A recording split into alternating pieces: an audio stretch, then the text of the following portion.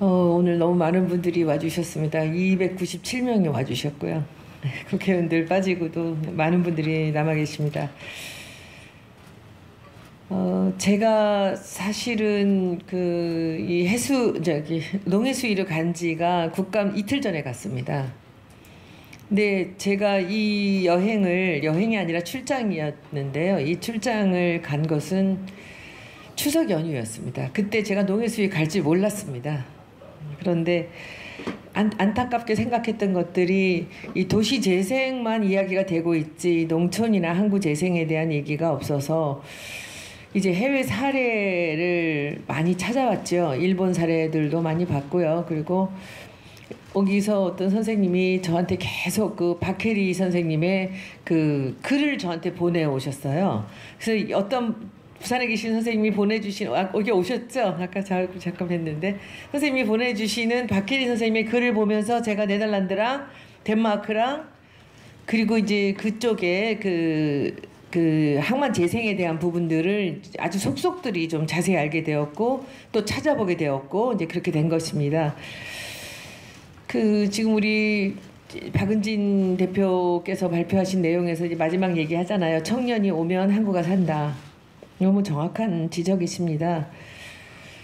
그런데 제가 저렇게 제목을 이제 넣은 이유는 해수부 장관을 비롯해서 국회의원들과 일반 공무원들 분께 드리려고는 말씀이었어요. 한국 살려주시면 청년이 옵니다라는 얘기를 하려고 그렇게 얘기한 거예요. 그 다음에 청년이 오면 한국가 삽니다라는 얘기를 그렇게 하기 위해서 저렇게 뒤에 아주 달콤한 그런 그 얘기를 넣은 것이죠.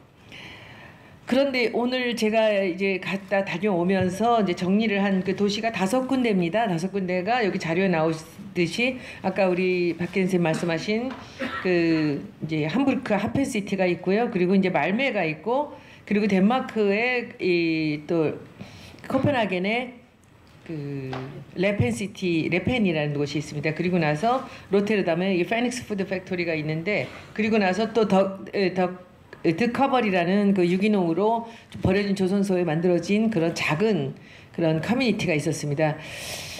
여러분들 혹시 관심이 있으신다면 이 내용을 갖고 유럽을 한 바퀴 이렇게 또 쭉 네덜란드랑 덴마크를 돌아보시는 건 좋을 것 같아요. 그런데 가서 보시면 실망하실 거예요. 너무 작은 곳들입니다. 하펜시티 빼놓고는 아주 작은 곳이에요. 그 작은 곳이라는 것은 뭐냐면 예산이 얼마 들지 않는다는 얘기입니다. 시나 군이나 그리고 해수부나 이런 항만청에서 하기에 하펜시티 같이 북한 같이 돈이 많이 드는 곳이 아니에요. 100억도 안 드는 돈, 장소만 있다면 거의 1, 20억으로 해결할 수 있는 그런 곳입니다. 그래서 제가 이곳들을 고른 것입니다. 큰 곳을 안 고르고. 그런데 이 5개의 도시를 보시면요, 특징이 있어요. 오늘 제가 해수부 장관 모시고 그리고 바닷가 마을을 면한 의원들을 모시고 이야기를 시작했지만 이 5도시는 모두 바다를 버리고 간 도시입니다. 바다를 이용해서 먹고 살았는데 그동안에 바다를 버리고 그 옆에 있는 모든 시설들도 다 버린 채로 사람들이 떠나간 도시입니다. 그런데 이 사람들이 그럼 그 버려진 바다를 어떻게 했을까요? 이 5개 도시 한번 다 평균 내보세요. 바다를 이용하는 게 아닙니다.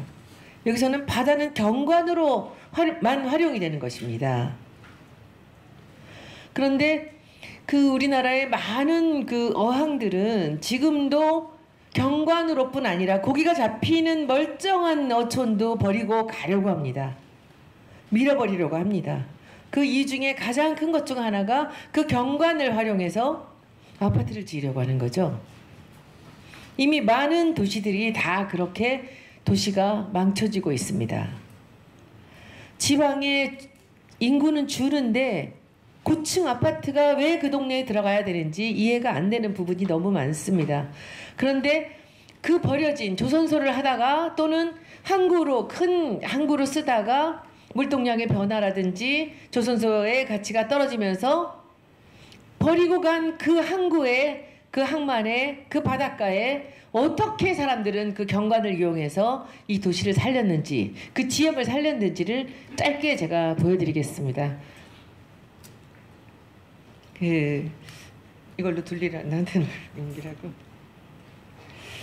이 첫 번째 그 말매는요, 이 친환경 기획도시지만 저는 이 말매를 보고 깜짝 놀랐던 게, 저는 터닝 토르소가 제일 형편없었어요. 아까 그 터닝 토르소라는 거는 이렇게 몸에 팔다리가 끊어져 있는 몸통을 얘기하는 그 이태리어죠. 그러니까 토르소는 이 어깨가 좀 있고 이렇게 몸이 이렇게 뒤틀린 듯한 토르소가 더 뒤틀린 거죠. 여자보다는 남자의 상반신이라고 볼 수 있는 그런 형태로 아주 고층 아파트를 만들어서 가운데에 세워져 있고 나머지가 쭉 주거단지랑 오피스가 들어온 거예요. 레스토랑이 좀 있고. 그런데 제가 봤을 때는 그 유럽에서 도시를 재생할 때 사람들은 항상 그 아이코닉한 그 건물 하나씩을 먼저 세웁니다. 그게 일본이랑 미국하고는 많이 다른 것 같아요. 그 아이코닉한 건물이 있거나 그런 상징적인 역사나 뭐 이런 것들이 있는데 들어와서 뭘 하는 게 아니라 거기다 커다란 건물 하나를 딱 심어요. 심고 나서 그 주변들을 이렇게 움직이기 시작하는데, 이 말매는 터닝 토르소를 아이코나이즈 시킨 것이죠. 그 도시, 이 지역을. 그런데 저는 터닝 토르소 앞에 가보고 너무 생뚱맞아서 깜짝 놀랐어요. 이게 여기에 다가 아닌데 하면서 이 안을 전문가 한 분과 돌아보면서 이제 깜짝 놀란 거죠. 조선소가 떠나서 그 말매의 눈물 1원에 팔렸죠, 현대중공업에. 그 떠나가면 사람들이 그 말매의 눈물이라는 얘기를 했는데, 지금 그때보다 2.5배 정도가 그 일자리가 더 많이 생겼고요. 이 경제가 살아났습니다. 그 지역이 살아난 게 인구가 늘었어요. 그 동네에 집을 많이 지었거든요. 그래서 그걸 보여드릴 거고, 두 번째는 이 코펜하겐 레펜이라는 것은 아주 좁은 아주 작은 공간이에요. 거기도 작은 조선소가 떠나가면서 그 버려진 컨테이너들을 다 던져놓고 그냥 가버렸어요. 거기를 어떻게 살렸는지 보시고요. 그 다음에 함부르크 하펜시티 보실 거고, 그 다음에 드커버라고 이제 페닉스 푸드 팩토리 보여드리겠습니다. 조선소 하는데 조선소는 흔적도 없습니다. 하펜시티 가면 조선소가 있던 자리들, 그리고 이 항구가 들어오던 자리들이 그대로 다 남아있거든요. 거기 위에다가 이제 집들을 지었는데, 이 말매에는 조선소의 흔적도 없어요. 크레인 하나도 없습니다. 그런데 여기는 너무 놀라운 것이, 지금 저 멀리 터닝 토르소가 보이고요. 이 앞에 있는 것들이 이 바닷가에 있는 아파트예요. 그런데 여기서 6층 이상은 짓지를 못하겠습니다.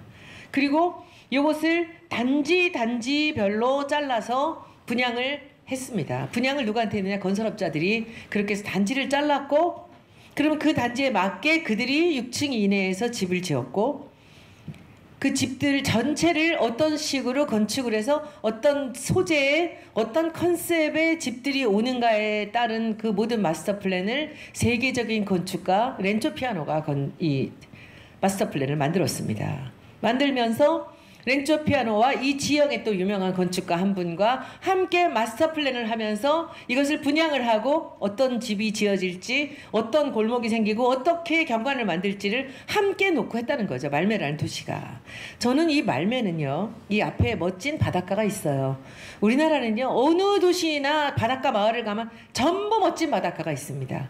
우리나라 어디에도 가능한 아주 간단한 그런 이 항구 재생 또는 이 항만 재생을 해볼 수 있는 곳이, 저는 이 말매의 사례를 보면 할 수 있겠다 생각을 했습니다.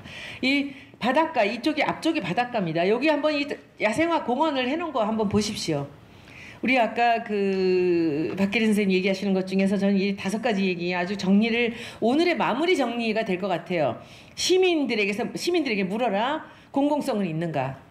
이 두 번째 공공성을 있는가가 유럽의 항구 재생의 이 사람들은 첫 번째입니다. 이 도시를 재생하고 항구를 재생해도 당신들만의 항구가 아니라 이것을 우리 시민들이 볼 때, 관광객이 볼 때, 그리고 이 국민들이 볼 때 이것이 그들도 공유할 수 있는 게 무엇이 있는가? 이것이 공공성의 여부입니다. 이 사람들은 하나같이 공공성을 생각을 제일 먼저 하고 시작을 합니다. 우리나라 어떻게 됐죠? 여기 항만공사 오신 분들 많이 계시죠?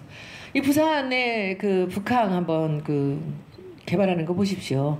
그냥 땅을 메꿔서 그냥 팔아버리면 그만입니다. 부산에서 이 15세기 생긴 그 항구의 역사적 가치나 그리고 이걸 부산 시민들이 향유할 수 있는 그 지역의 가치나, 그리고 우리나라 전 국민이 보는 그 이순신 장군이 그야말로 그 대승을 했던 그 기록은 아무것도 없이 다 사라지고, 그리고 그 지역의 땅을 메꿔서 파는 겁니다. 그러면 그 사람들 것이 되고 마는 겁니다. 그런 식으로 해서는 안 된다라는 사례를 이번에 이 도시들을 보면서 다시 한번 이 강조를 여러분들한테 해드리고 싶어서 저는 이 포럼을 만들었습니다. 그래서 지금 보시면요, 지금 여기 있는 이 아파트들이 제일 큰 아파트들입니다. 근데 제가 뭐 이 아파트들이 높지가 않아서 감동을 했어요. 그리고 또 하나는 이 아파트들이 그 여러 개의 형태를 갖고 있는 것에 또 놀랬지만은, 제가 여기서 더 깜짝 놀란 것은 그 아파트 뒤편에 있는 이 3층짜리, 2층짜리 집들입니다. 여기 가운데 있는 이 숲을 보십시오. 이 야생화 숲을, 여기를 이쪽을 보면 이 야생화들이 있는데 여기 연못이 있고 또 가는 물길이 가운데 이렇게 살아있고, 그런데 혹시나 이쪽으로 들어올 수 있는 그 어류들이 있다든지, 또는 이렇게 다리들도 다 이 지상으로 다닐 수 있는 고양이나 개들이 혹시 풀어져서 혼자 들고양이들이 다닌다 하더라도 지나갈 수 있는 다리들이 전부 배려가 돼 있습니다. 물길도 다 배려가 돼 있고요. 이 부분이 너무 감동입니다. 이쪽 한번 보십시오. 여기 집에 사는 사람들입니다. 1층, 2층, 3층. 여기는 전부 다 복층으로 한 집들입니다. 아까 우리 박 선생 얘기하셨듯이, 아까 뭐라 그랬죠? 뭐라 그랬죠? 커넬 프로젝트라 그랬나? 뭐 집 이렇게 이게 물가에 있는 이렇게 네덜란드 이렇게 붙어 있는 것들. 그러니까 집들이 요렇게 붙어지면서 그게 한 집이에요. 두 집 아래 위층이 아니라. 근데 그 앞에 이 사람들이 물을 보고, 그리고 이 땅을 볼 수 있는 이 자리들을 한번 보십시오. 여기도 이 같은 건축물들한테만 분양을 한 거예요. 개발사에다가. 그래서 그 집들이 다 따로따로 다른 건축가하고 다른 형태의 건물을 지어서 일시적으로 한 번에 만들어진 동네인데도 불구하고 전부 오랫동안 기획해서 만든 동네같이 그렇게 만들어져 있습니다. 여러분들은 언젠가 마을에 가신다면 꼭 이 안에서 한 반나절은 반드시 보내시면서 산책을 해보시기 바랍니다. 그 골목골목의 집에서 얻는 그 감동들. 여기는 이제 바닷가고, 저 멀리 아파트들이 다 다르게 생긴 아파트들이 보이죠? 그리고는 저 뒤에 이제 집들을 들어가면 여기에 아주 놀라운 또 일이 나옵니다. 이게 환경 친화적이고 이 에너지를 재생하기 위해서 이 사람들이 얼마나 노력을 했는가를 볼 수 있습니다. 요 위에서 요 밑에 이게 내려오죠. 이 홈통이. 이게 무슨 홈통일까요? 단층짜리 집인데 내려올 게 뭐 있을까요? 빗물입니다. 빗물만 받아서 빗물만 다니는 길이 따로 있어요. 그 빗물을 어디엔가 저장을 했을 겁니다. 물은 해를 받으면 물이 썩죠. 근데 햇빛을 받지 않으면 광합성이 일어나지 않아서 그대로 있다는 겁니다. 대개 빗물을 받은 데는 그 빗물을 받아서 넣고 있다가 무슨 뭐 화장실용이나 농업용수에 주로 쓰죠. 이 빗물만 받아서 보관을 해서 필요할 때 이 물을 쓸 수 있게끔 그렇게 해놨고요. 이 보세요. 어디나 다 돌로 만들어진 홈통이 다다르는 곳이 있고 빗물이 연결이 됩니다. 이 홈통 좀 보시죠. 빗물이죠, 오로지. 우리가 받는 물 중에서 가장 소중한 물이, 가장 깨끗한 물이 사실은 빗물이라고 합니다. 우리가 이 오폐수들이 모여서 있는 것을 정화시켜서 우리가 물을 먹고 있지만, 빗물을 정화시키는 데는 아주 쉽다는 겁니다. 가장 깨끗한 물, 그리고 우리 빗물이 떨어지는 것을 가장 높은 곳에서 받는 그 물이 가장 깨끗한 물이라는 겁니다. 우리가 마시기에도. 이것은 여기 쓰레기통이에요. 여기서 쓰레기를 버리면 이 흡입이 돼서 공기로 해서 그냥 나가는 그런 곳들. 그리고 곳곳에 이 물길들을 그대로 둔 채로 이 작은 집들이 전부 다 이 방사선으로 집이 만들어진 게 아니고요. 골목길이 전부 흔들리고 있어요, 집이.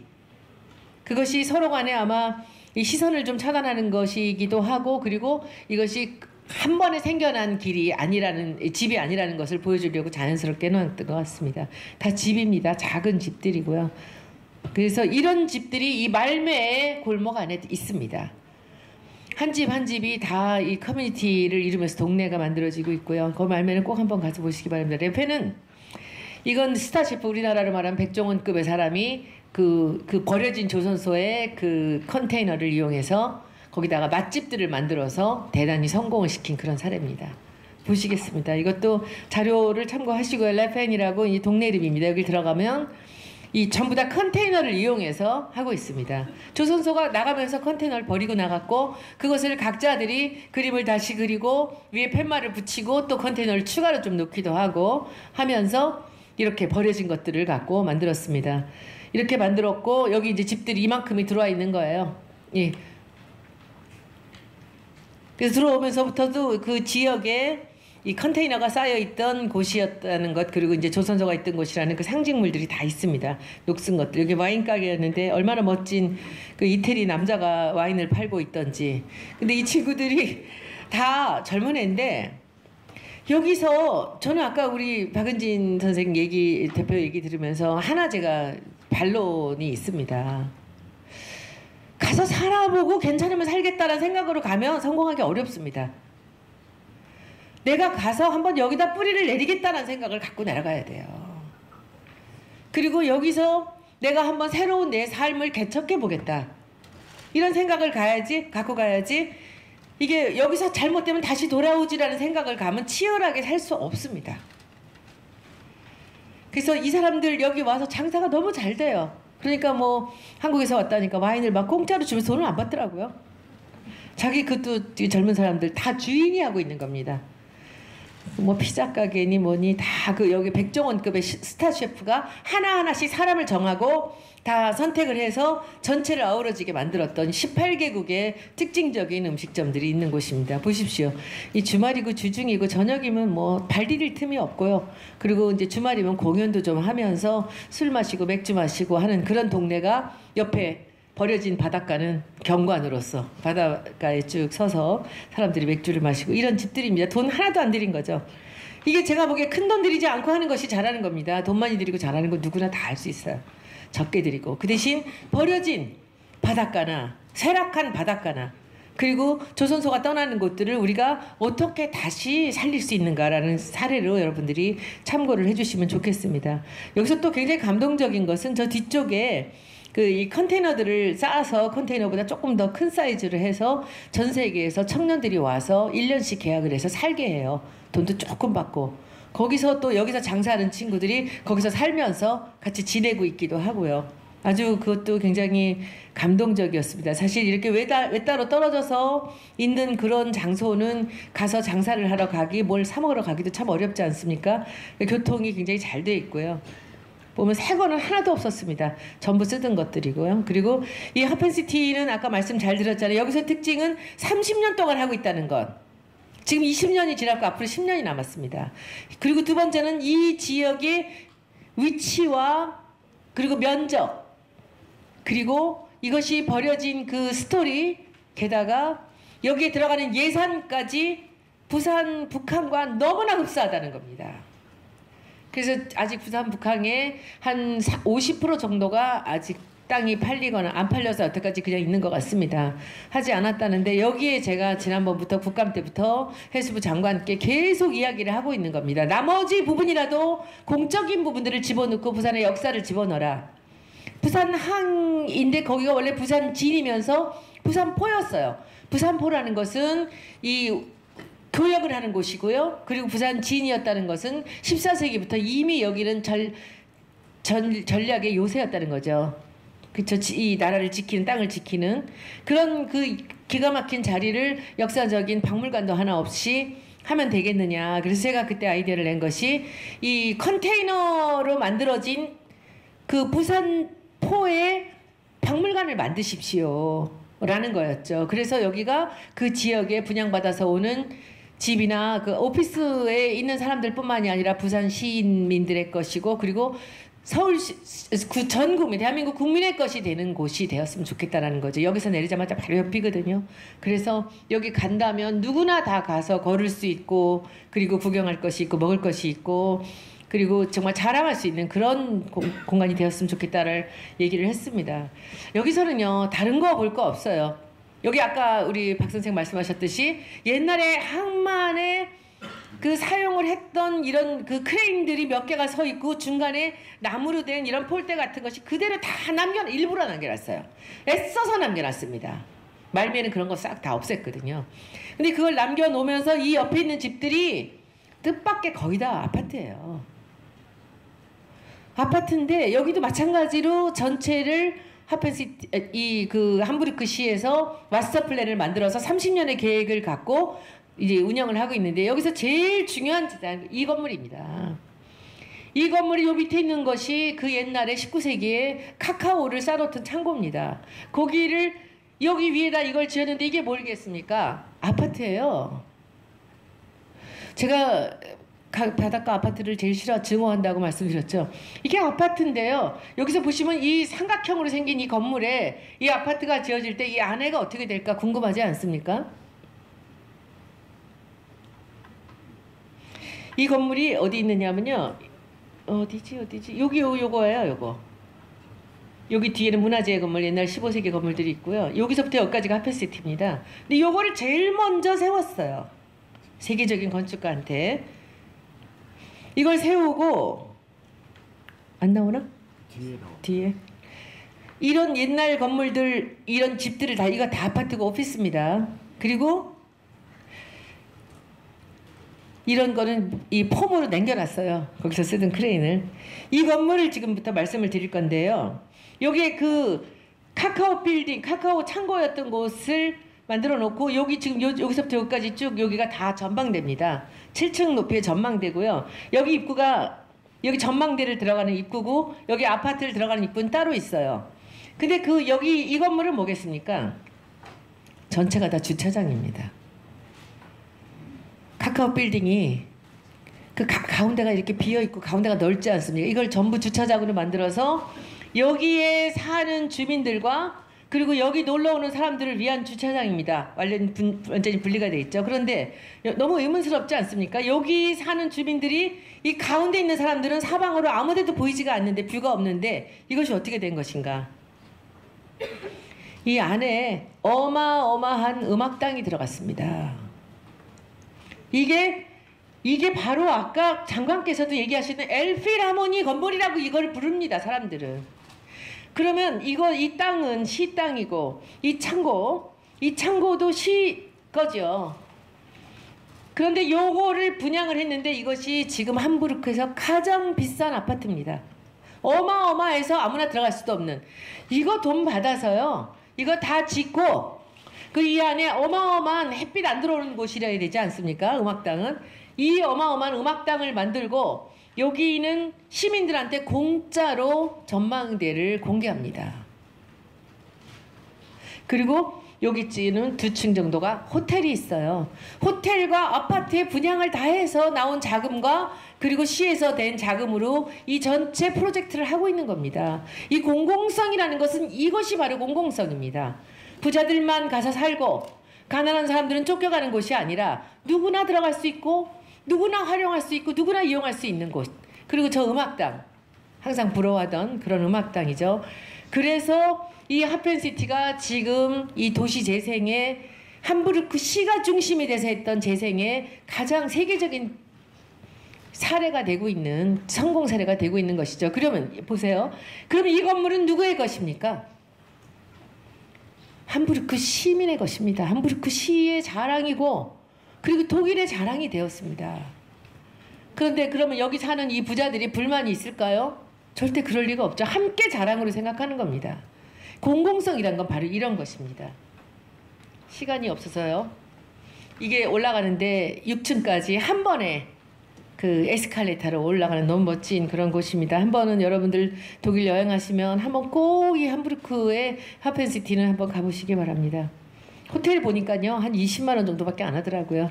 여기 웨스틴이 위에 있는데 다음에는 여기 가서 자야 되겠다 생각을 했습니다. 이게 바로 6층에 내리면 이 옆으로 전망대로 나가는 길이 있는 이 관광객을 위한 곳입니다.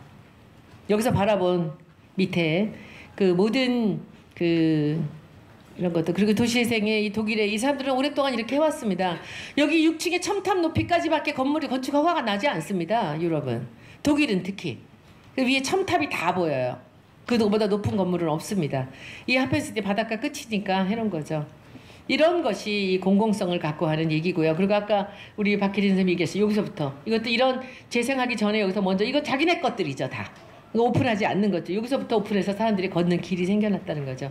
이런 그 개념들이 있어야 된다는 생각이고, 여기는 아주 조그만 곳입니다. 지금 드커버리라는 곳은 그야말로 새로 진 건물 하나도 없어요. 다 뜯어진 것 같고 했는데, 여기는 이 젊은 의미 있는 사람들이 아주 작은 조선소의 자리에 이렇게 전부 뜯어진 나무를 갖고 자기들이 두들겨서 만들고, 버려진 배에 이렇게 산책 코스를 만들고, 그리고 이런 집들 자기들이 직접 만들고 오피스를 하면서, 그리고 살기도 하고, 그리고 여기서 이 친구는 여기서 농사를 지어요. 가운데 있는 저 친구는 농사 지으면서 거기 있는 레스토랑이 하나 있습니다. 전부 다 유기농으로 하는 그 레스토랑에 자기가 채소를 대고 있습니다. 그런 아주 작은 곳인데 아주 성공적으로 하고 있습니다. 이런 데를 가보면 하나같이 그 우리가 공감할 수 있는 이 사람들의 표정이나 이 생활에서 보면 그 행복한 삶입니다.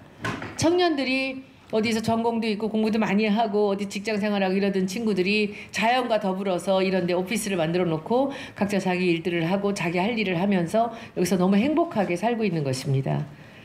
청년들의 삶이라는 것이 사실 우리는 너무 경직된 한 가지의 사례밖에 없죠. 그래서 여기서 이렇게 실내에서 아까 그 소대나시 옷을 입은, 민소매 옷을 입은 그 친구가 여기서 이렇게 벽에 버티칼로 이 농사를 짓고 있습니다.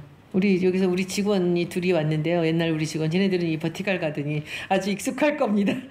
저도 옛날에 이걸 노력을 한번 해봤던 적이 있거든요. 이거 먹는 꽃이라고 이제서 먹어봤습니다. 이렇게 해서 이것들을 식당에다 대고 있었습니다. 그리고 이 식당인데 사람 아주 많고요. 이런 것들이죠. 이런 이제 보세요. 이게 전부 저 위에서 야채 채소를 갖고서 한 겁니다. 이제 마지막으로 이 페닉스 푸드 팩토리 보겠습니다. 이 부분은 우리 이 박희 선생님은 이제 건축가의 입장에서 전체적인 마스터 플랜을 얘기하면서 이 얘기를 하셨지만, 저는 이 페닉스 푸드 팩토리가 우리가 지역에 그 청년을 돌아오게 하는 제일 중요한 저는 이 사례라고 봅니다. 여기에 들어가 있는 집들은 한 15개의 업소가 들어가 있는데요. 우리 박은지 선생님도 이 내용 보시면은 좀 도움이 될 것 같아요. 여기는 항상 어떻게 해야 되느냐면요. 이걸 마스터 플랜을 만들어야 될 사람이 아까 같은 우리 백종원 선생 같이 그렇게 자기가 제대로 맛있는 사람들을, 제대로 오랫동안 일할 사람들을 데려다가 여기다 넣었다는 거죠. 그래서 성공한 겁니다. 잘 아는 사람이 기획을 했기 때문에. 여기도 마찬가지인데요. 여기는 동네에 있는 3명의 요식업소를 하는 사람들이 여기에 들어가서 시작을 한 겁니다. 그런데 이걸 하려면요, 항상 기승전결이 있어야 돼요. 뭘 보러 오는가, 여기 뭘 먹으러 오는가, 그것이 첫 번째로 정해져야지 이걸 먹으러 와서 두 번째 걸 사고 세 번째 걸 사고 머무른다는 거죠. 근데 여기서는 압도적인 집이 하나가 있는데, 그 집이 그 수제 맥주집입니다. 수제 맥주가 30가지가 한 번에 나와요. 그럼 선택을 하는 거죠, 이렇게. 그럼 참으로 어리석은 우리 여기에 오는 고객들은 전부 그 30개를 알려고 노력을 해요. 그래서 하나씩을 나한테 맞는 거를 해서 주문을 하면은 잔에다 하나를 주면 들고 나와서 옆에 집 치즈가게 가고 옆에 빵가게도 가고 하면서 요 앞에 모여서 먹고 마시는 겁니다. 그리고 그 수제 맥주집이 어마어마해요. 모든 줄은 맨날 거기만 서 있습니다. 근데 거기서 서서 이쪽 나와서 먹으면서 여기 커피도 너무 맛있고 치즈도 너무 맛있고 하물며 책방까지 있어요. 이 안에 동네 책방이 들어온 거죠. 그래서 이것을 지역에다가 대입을 하실 때는 제가 보기에는 그 지역에 가장 맛있는 집들이 들어오면 된다고 생각해요. 저는 여기를 사실은 목포 생각을 했어요. 거기 안에 그 위판장이, 생선 위판 공판장이 하나 있어요. 지금도 쓰고 있는데 이것이 신항으로 가면서 이제 없어진다고 그래요. 제가 제일 걱정하는 게 이런 거 없애버리고 아파트 질까봐 제일 걱정. 또는 여기다 데크 깔아놓고 뭐 불꽃놀이라 하고, 이거는 바닷가 어디 가도 할 수 있는 거 아닙니까? 거기에 제가 보기에는 거기서 잡히는 그 목포의 사철 잡히는 그 유명한 이 생선들을 갖고 맨날 회만 팔 게 아니라 생선 파스타도 만들고, 그렇죠? 그리고 뭐 생선 뭐가 또 있을까? 덮밥도 만들고, 그리고 구이만 하는 집도 하나 있었으면 좋겠고, 그리고 말려서만 파는 집도 하나 있었으면 좋겠고, 멸치들을 소포장을 해서 잔뜩 예쁘게 만들어서 했으면 좋겠고, 그리고 커피집도 들어오고. 근데 그것을 다 목포 일대에 있는 그런 집들, 밖에서 지금 일을 하고 있는 사람들을 엄선을 해서 이 안에다 집어넣어서 홍보를 조금만 하면 이거는 이 동네에 굉장한 중요한 자리가 되지 않겠습니까? 제가 아까 말씀드렸죠. 여기서 우리가 파는 거는 뭐죠? 목포 앞바다를 파는 거죠. 그렇죠? 그 자리에 가서 이것을 먹을 수 있다? 이 자리 아니어도 먹을 수 있거든요. 시내에서도 먹을 수 있고 다른 도시 가도 먹을 수 있어요. 근데 그 앞에 사막도를 파는 거고요. 요달산을 파는 거고 앞에 지나가는 케이블카를 파는 거예요. 그걸 하자는 거죠. 제가 드리는 말씀은. 그래서 지금 이 파이닉스 푸드 팩토리는 그야말로 여러분들이 그 자료가 필요하시다면 저희한테나 우리 박혜리 선생님한테 이건 진짜 쉬운 일이에요. 건물이 있어도 좋고 새로 지어도 돼요. 그리고 이게 어떨 때는 바닷가도 좋지만 어떨 때는 산도 돼요. 그렇죠? 그리고 어디 창고도 좋고요. 이런 데들 다 활용을 할 수가 있습니다. 그래서 이렇게 제가 가서 볼 때는 이 5개 도시를 골라서 본 것, 그리고 와서 다시 포럼을 해야 되겠다고 한 것은 제가 마무리를 하는 이 한 문장이 있습니다. 결국은 사람을 끌어들여야 된다는 거죠. 관광의 요소를 지역마다 그 지역의 정체성으로 만들어 놓고 그리고 사람을 끌어들여야 돼요. 사람을 끌어들이면 그 지역이 살아납니다. 결국은 그 지역의 정체성이 돈이 되는 것이고 그 지역의 문화가 돈이 되는 그 방법을 구체적으로 이 바닷가 마을을 중심으로 먼저 시작을 해보시라는 얘기죠. 그리고 산골 마을도 얼마든지 가능합니다. 감나무가 모여있는 상주 같은 데도 자기네한테서 잘 나오는 감이나 또는 오이 같은 이런 굉장한 특산품이 있습니다. 이번에 가서도 보니까 그 오이를 우리는 오이 뭐예요? 오이지도 않고 김치밖에 더 담아 먹습니까? 오이를 갈아서 거기 라임을 짜서 넣고 탄산수를 타서 한 잔을 얼음을 넣어서 주는데요. 저는 세상에 오이 주스가 그렇게 맛있을 줄 꿈에도 몰랐습니다. 그러면 그런 것을 특화시켜서 개발을 하는 거죠. 어렵지 않거든요. 그래서 그 지역에 와서 그 시장 안에도 그냥 어떤 집 하나 제대로 깔끔하게 우리가 나무로 아까 드컵을 보셨잖아요. 그렇게 좋지 않아도 돼요. 그 지역의 정서가 살려있고 거기서 먹을 게 있으면 돼요. 잠시 머물러서 그 지방의 정서를 우리가 누릴 수 있으면 사람들을 끌어들일 수 있다. 그리고 이 사람들이 돈을 쓰고 가게 만들어야 된다. 그리고 이 사람들이 하루나 이틀을 그 동네에서 묵으면서 이것저것 먹어볼 수 있게 만들어야 된다.